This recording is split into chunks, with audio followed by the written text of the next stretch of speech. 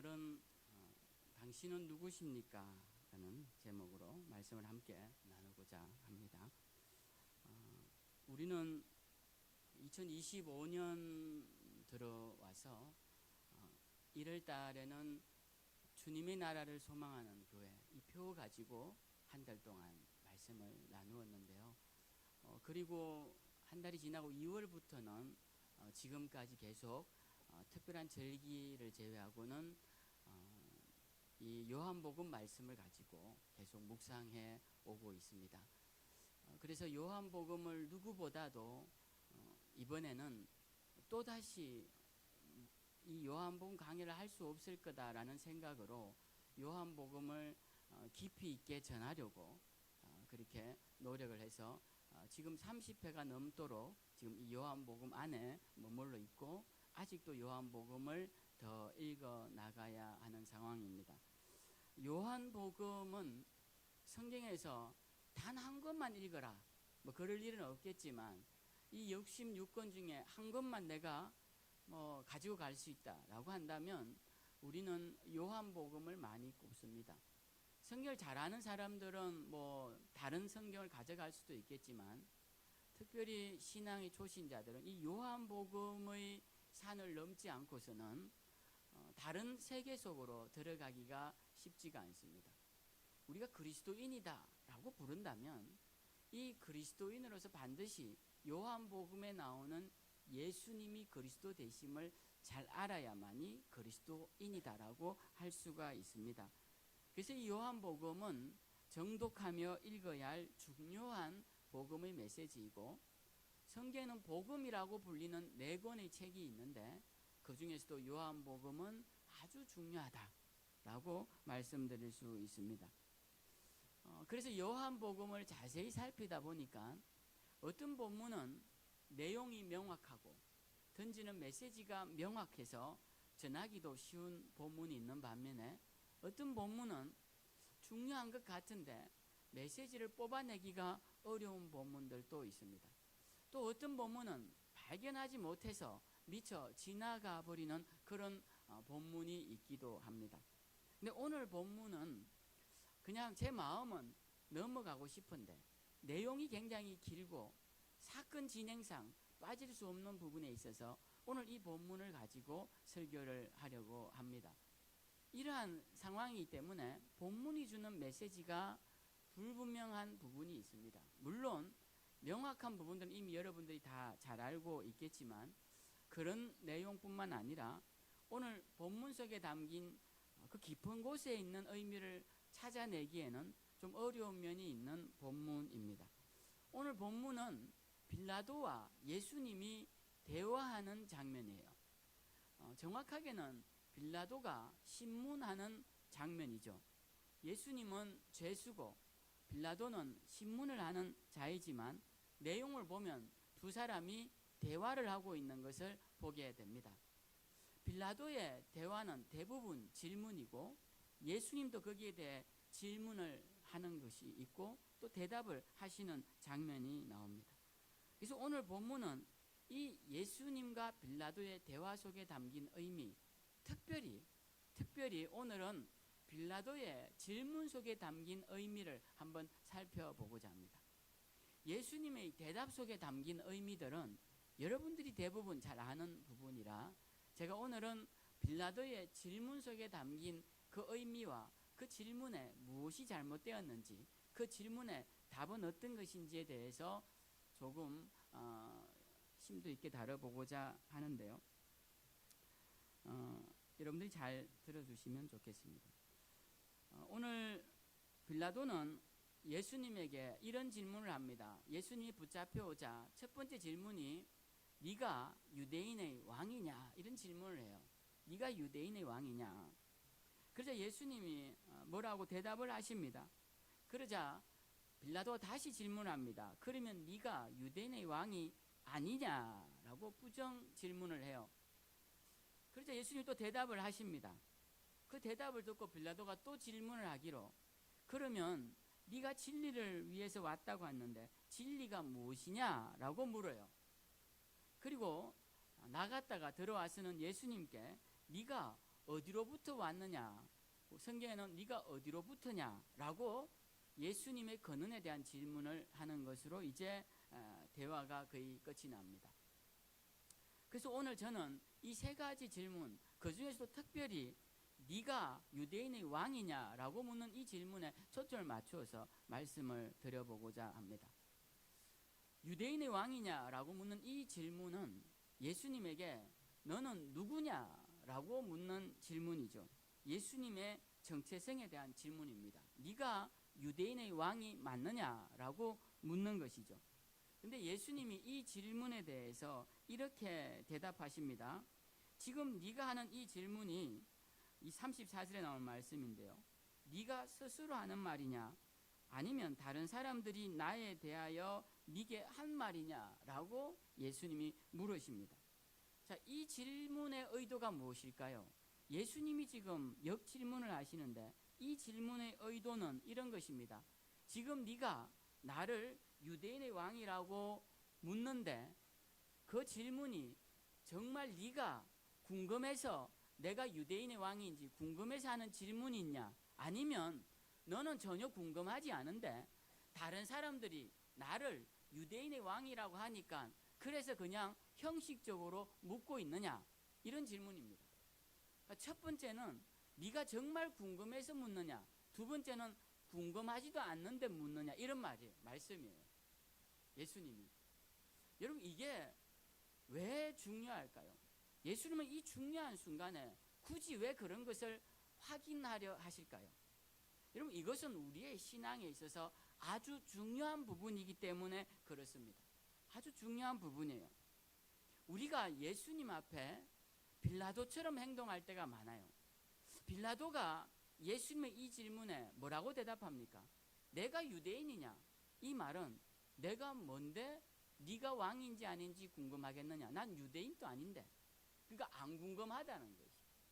그러니까 안 궁금한데 그냥 물어봤다라는 겁니다. 그냥 형식상. 그러니까 예수님도 이에 대해서 내가 어떤 사람인지, 정체성이 뭔지를 말씀하실 필요가 없는 거예요.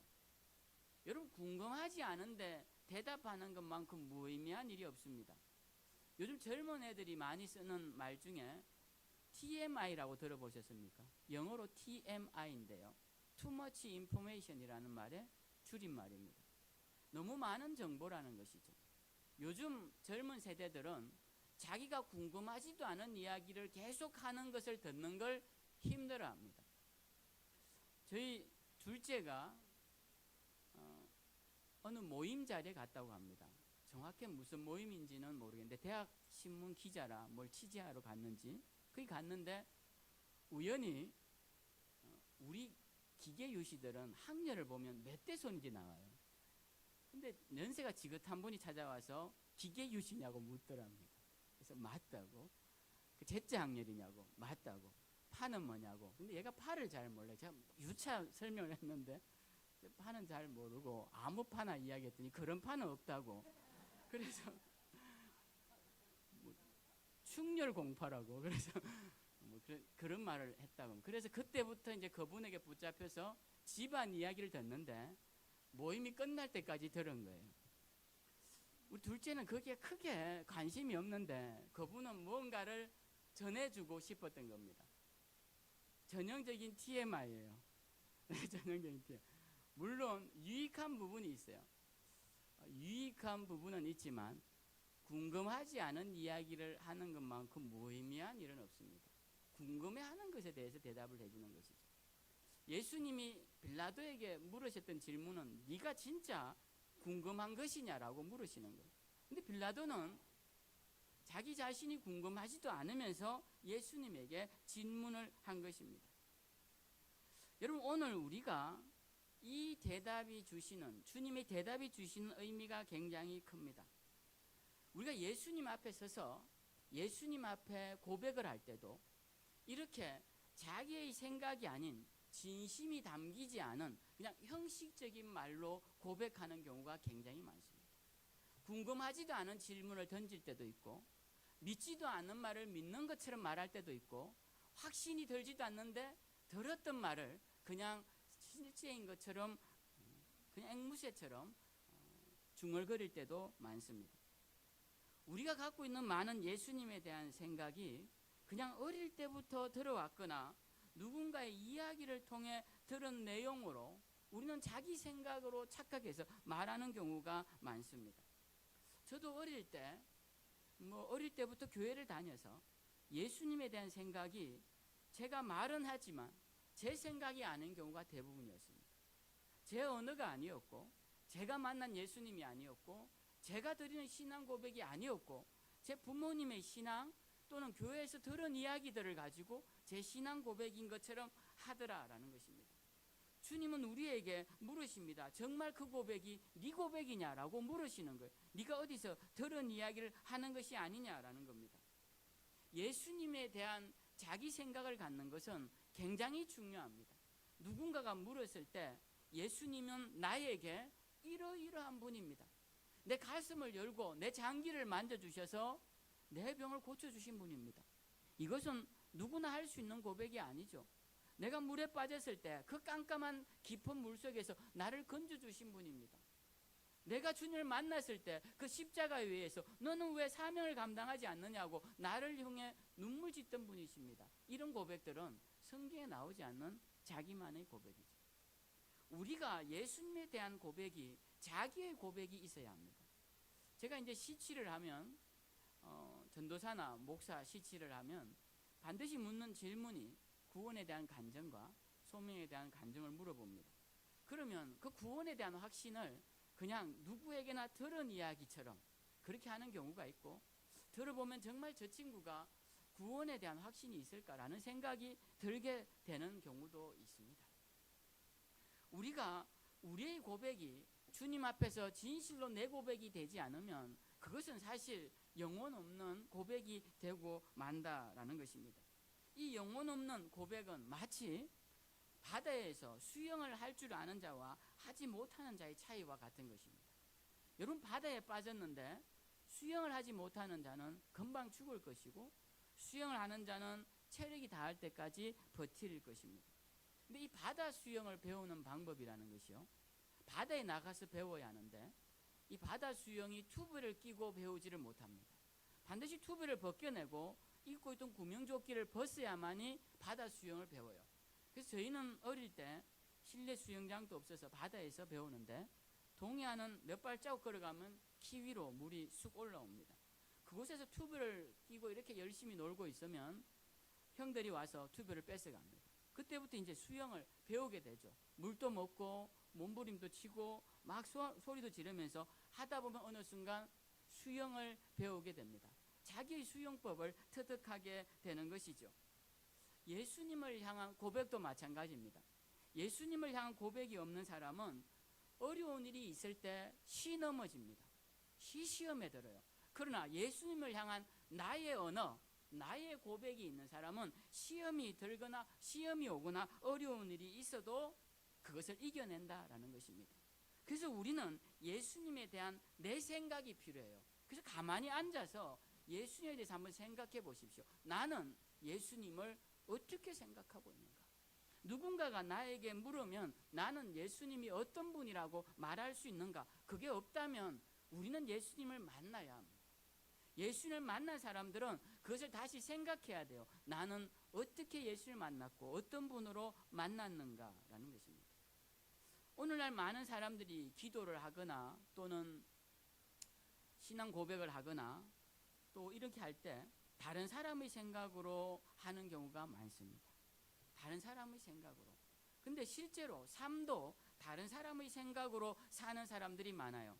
타인의 시선으로 사는 사람, 타인의 평가로 사는 사람, 타인의 지식으로 사는 사람, 타인의 정보로 사는 사람, 심지어 타인의 궤변들까지 그들의 생각으로 삼는 사람들이 많습니다. 그래서 그 기준점이 타인이에요. 저는 오늘 기도를 들으면서 장기하시 부럽지 않아 한번 들어봐야겠다 이런 생각을 기도를 하면서 처음 가져봤습니다. 근데 그게 그렇게 은혜스러운 가사군요. 네. 근데 저도 그렇습니다. 저 정말 부러운 게 없어요. 이렇게 부러운 게 없어도 되나 싶을 정도로 부러운 게 없습니다. 너무 만족도가 낮은가 이런 생각도 해보기도 합니다. 여러분들도 저처럼 부러운 게 없으면 좋겠습니다. 네. 아멘이 나올 줄 알았는데 별로 그렇게 안 나와서 네. 괜찮습니다. 안 하셔도. 네. 여러분들이 다 우리 교회에 대한 프라이드를 가지고 살아가신다 저는 생각합니다. 근데 우리가 부럽다라는 것 자체가 대부분 상대적인 평가에서 나옵니다. 타인이 어떻게 살고 있고 그들의 모습이 어떻고 이런 비교에서 나오는 것이죠. 여러분 우리는 타인의 생각으로 사는 경우가 굉장히 많아요. 그래서 그것을 이겨내야 되고 구별해내야 합니다. 실존주의 철학자 하이데거는 존재와 시간이라는 그 유명한 책에서 그렇게 타인들 속에서 살아가는 존재를 이렇게 명명했습니다. 오늘날 현대인은 그들 속에 사는 존재다. 그들 속에 사는 존재, 멋진 표현인 것 같아요. 우리는 우리로서 사는 존재가 아니라 우리를 바라보고 있는 그들 속에 있는 존재로서 나를 인식한다라는 것입니다. 여러분 우리는 우리의 신앙 고백이 필요합니다. 흔들리지 않는 주님을 향한 우리의 고백이 필요하다라는 것이죠. 근데 의외로 사람들은 타인에게 굉장히 큰 영향을 받습니다.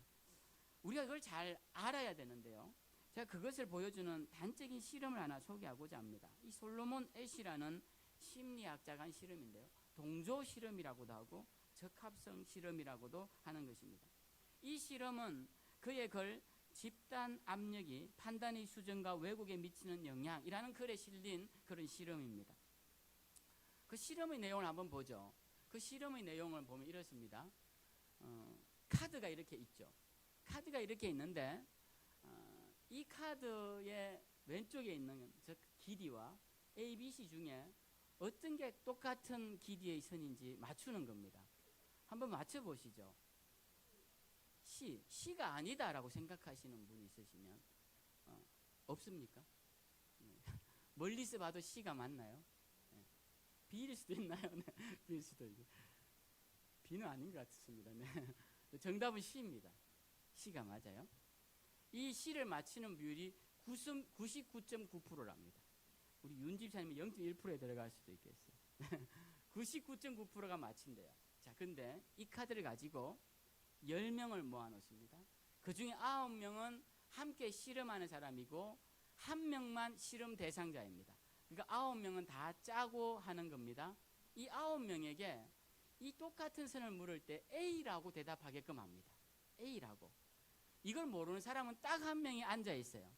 근데 자, 첫 번째 모르는 사람, 첫 번째 이 실험자에게 묻죠.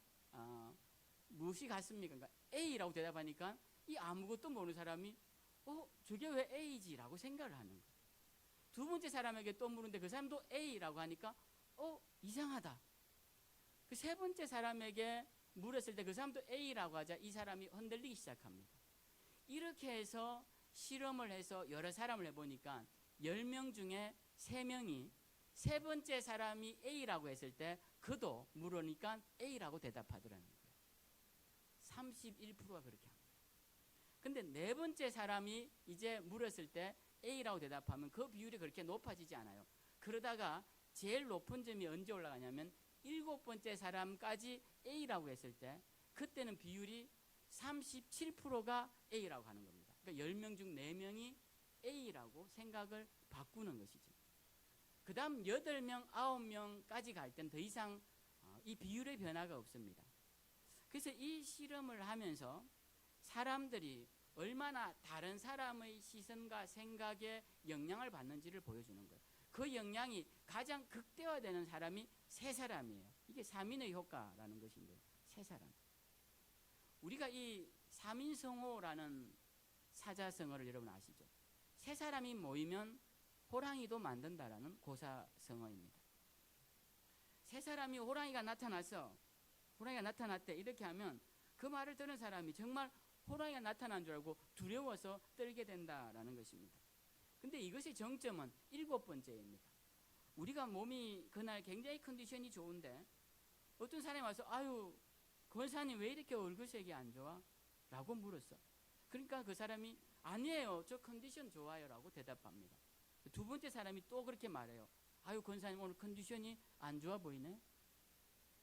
세 번째 사람이 그렇게 말합니다. 그러다 7번째 사람이 그렇게 말하면 그때부터는 몸이 좀 아픈 것 같아요. 컨디션이 왜 좋아서 왔는데 그 7명의 말부터는 내 몸이 좀 아픈 것 같고, 내가 거울을 보니까 얼굴색이 상당히 안 좋아 보이는, 아침에는 되게 좋았는데, 이게 우리가 받고 있는 영향이라는 겁니다. 이것이 그냥 우리끼리 하는 이야기가 아니라 실험으로 나타난, 비율로 나타난 통계인 것이죠. 세상이 우리에게 가장 잘하는 말이 뭔지 아십니까? 반복하는 말입니다. 세상이 계속 세상이 원하는 말을 우리에게 어릴 때부터 들려줬습니다. 공부는 1등하면 잘 살 거라고. 그래서 학교에서도 공부 잘하는 아이가 제일 인정받고, 뭐든지 잘하는 것이, 1등하는 것이 좋은 것이라고 가르쳐 줍니다. 그래서 이류 인생은 하류 인생으로 전락해버리게끔 만들어주는 것이 세상이에요. 2등도 충분히 잘한 것 아닙니까? 3등도 잘한 거고 60명 중에 20등도 잘한 겁니다. 제 등수를 말씀드린 건 아니고 어쨌든 20등만 해도 잘하는 것 아닙니까? 30등 해도 잘하는 건가요? 그렇죠. 그 정도면 잘한 거죠. 절반에 들어갔으니까. 근데 사람들은 그렇게 생각하지 않습니다. 제가 이게 학교를 비하하고자 하는 이야기가 아닌데요. 우리 둘째 아이가 건국대를 다닙니다. 건국대를 갔는데 거기에 동료 중에 하나가, 우리 둘째가 없으니까 좀 이야기를 하죠. 동료 중에 한 명이 굉장히 학교에서 비참하게 사는 학생이 있다고 합니다. 그래서 왜 이렇게 너는 학교 생활을 힘들어하냐? 자기는 건국대 올 때부터 인생을 포기했다는 거예요. 왜 그러냐? 그러니까 부모님이 건국대 갈 때부터 학교를 인정을 안 해준다는 거예요. 거기는 부모님들이 다 법률가에 의사에 아주 1등 대학만 다녔는데, 제가 그랬어요. 나는 너 건국대 간 거 대단하다고 생각하는데, 야, 그 정도면 잘한 거 아니니? 저는 그렇게 제 아들에게 말해줬습니다. 저는 어느 대학을 갔더라도 그렇게 말해줬을 겁니다. 물론 너 잘했다라고 그렇게 말해줬을 거예요. 여러분, 우리가 타인의 삶에, 비판에, 평가에 얼마나 큰 영향을 받는지를 제가 보여드리기 위해 예를 든 겁니다. 그 아이의 인생은 20살 때부터 이제 그렇게 정해져 버린 거예요. 충분히 좋은 대학임에도 불구하고 사람들의 평가에 의해서 그는 이류 인생이 아니라 하류 인생으로 전락해버리더라는 겁니다. 여러분, 우리가 예수님께도 이렇게 하는 경우가 많습니다. 내 생각이 아니라 타인에게 받은 영향으로 예수님 앞에 고백하는 경우가 많다는 거예요. 예수님이 우리에게도 물으실지 모릅니다. 너 지금 하는 고백, 네 고백 맞아? 라고 물으신다는 거예요. 너 정말 나에 대해서 한번 진지하게 생각해보고 하는 말 맞느냐고 물으신다라는 것입니다. 그때 주님이 우리에게 너의 진심이 뭐냐라고 물으실 때, 우리는 주님 앞에 우리의 진심을 말할 수 있는 우리의 언어로 된 우리의 고백이 있어야 한다는 거예요. 우리 생명샘교회 모든 성도님들은 다 이런 고백이 있기를 주님의 이름으로 축원드립니다. 지금이라도 한번 돌아가셔서 한번 생각해 보십시오. 나에게 예수님은 어떤 분인가? 빌라도가 물었던 당신은 누구냐라는 질문에 나는 예수님에 대해서 어떻게 말할 수 있는지를 한번 생각해 보셔야 할 것입니다. 두 번째, 빌라도는 예수님께 진리가 무엇이냐라고 묻습니다. 근데 이 질문이 참 묘한 게, 이 질문의 상황이 묘합니다. 빌라도가 38절에 진리가 무엇이냐 해놓고는 이 말을 하고 유대인들에게 나갑니다. 그러니까 이 빌라도가 진리냐라고 물었을 때는 진리에 대해서 전혀 궁금하지도 않고 진리에 대해서 듣고 싶어 하지도 않았다라는 것입니다. 지금 진리이신 예수님을 앞에 두고 진리에 대해서 전혀 궁금해하지 않고 진리를 만날 수 있는 기회조차 잃어버렸다라는 것입니다. 저는 이 빌라도의 모습을 보면서 세상의 많은 사람들의 모습 속에서 이 빌라도의 모습을 발견하는 것 같습니다.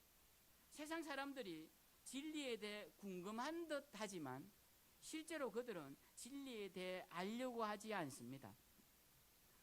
진리가 묻기는 묻지만 듣기를 원하지도 않고 알기를 원하지도 않고 진리대로 살기를 원하지도 않는다라는 겁니다. 그것이 세상의 방식이다라는 것이죠. 오늘 빌라도는 진리에 관심 없고 무엇에 관심이 있습니까? 그의 정치적 욕망에만 관심이 있습니다. 언제쯤이면 본국으로 돌아갈 수 있을까? 언제쯤이면 중앙관리가 될 수 있을까? 언제쯤이면 내 정치적 역량을 인정받아서 내가 높은 위치에 올라갈 수 있을까? 빌라도의 관심은 그것에 있었지 진리에 있지 않았다라는 것입니다. 오늘날 많은 그리스도인들이 진리 대신 예수님을 믿는다고는 하지만 예수님은 별반 관심이 없습니다. 더 큰 관심은 내가 지금 이 문제를 어떻게 해결할까에 대한 관심이 더 크다라는 겁니다. 내가 지금 목표하고 있는 이 바를 어떻게 성취할까에 대한 관심이 더 크다는 거예요. 예수님이 어떤 분이신지, 그분이 참 진리이신지 거기에 대해서 궁금하지 않는 경우가 많더라는 것입니다. 여러분, 이 궁금해하지 않는 것, 생각하지 않고 그냥 하는 것, 이게 굉장히 위험한 것입니다. 생각하지 않는 것은 책임지지 않겠다는 뜻이기도 합니다. 내 생각, 내 주관으로 하지 않고 타인의 생각, 들은 이야기로 한다는 것은 내가 책임지지 않겠다는 것이에요. 여기에 좋은 예가 있는데요. 제2차 세계대전 당시 나치 독일의 장교였던 아돌프 아이히만이라는 사람이 있습니다. 이 사람은 2차 세계대전 당시에 유대인들을 강제 수용소로 이송하는 일을 총괄했던 사람이에요. 유대인들을 색출해내고 그들을 수용소로 어떻게 이송할 것이고, 그래서 그 열차편부터 편성을 하고 가스실을 어떻게 만들고 어떻게 죽일 것까지 모든 것을 총괄했던 사람이 바로 이 사람이었습니다. 근데 전쟁이 끝난 뒤에 이 사람은 용케 살아남아서 아르헨티나로 도망을 갑니다.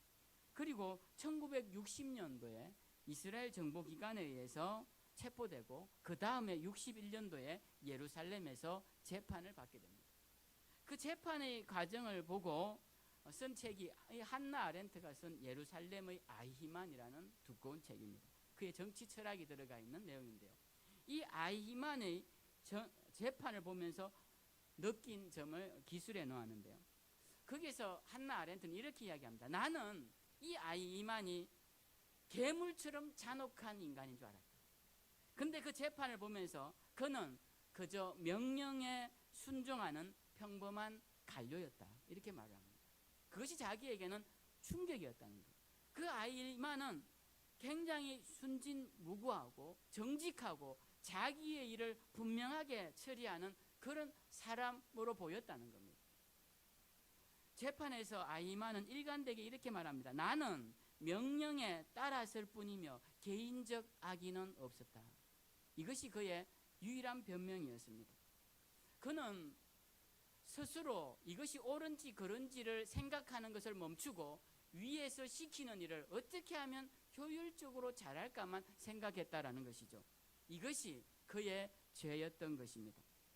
빌라도도 마찬가지입니다. 오늘 예수님 앞에 서서 예수님께 진리가 무엇이냐라고 묻고 진리를 찾아 진리대로 이분을 심판할지 말지를 결정하는 것이 아니라 다른 사람들이 외치는 그 군중의 외침과 유대 지도자들의 외침에 따라 그냥 그들에게 책임을 떠넘기고자 그는 손에 물을 적시며 이 죄에서 나는 무관하다고 말하며 예수님을 십자가에 내어주더라는 겁니다.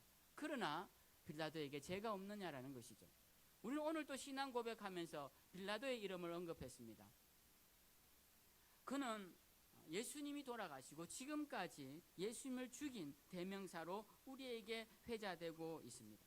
결국 빌라도나 아히만이나 모두 생각하지 않음, 진리에 대해 생각하지 않은 것, 이것이 그들의 공통점이다라는 것입니다. 여러분, 우리는 오늘 예배하는 자리에 있습니다. 그 예배의 주인은 누구십니까? 진리 대신 예수님이죠. 우리는 진리 대신 예수님 앞에 서 있는 것입니다.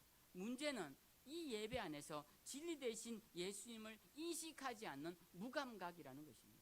우리는 예수님 앞에 서 있다는 두려운 마음으로, 진리 안에 있다는 이 진실한 마음으로 주님을 더 깊이 알아서 진리 안에 머무르고 진리대로 살아가고자 다짐하는 자리가 예배의 자리가 되어야 한다는 것입니다.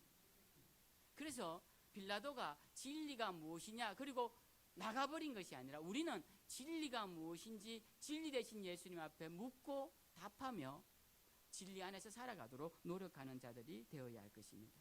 마지막 질문은 간단하게 살펴보고자 합니다.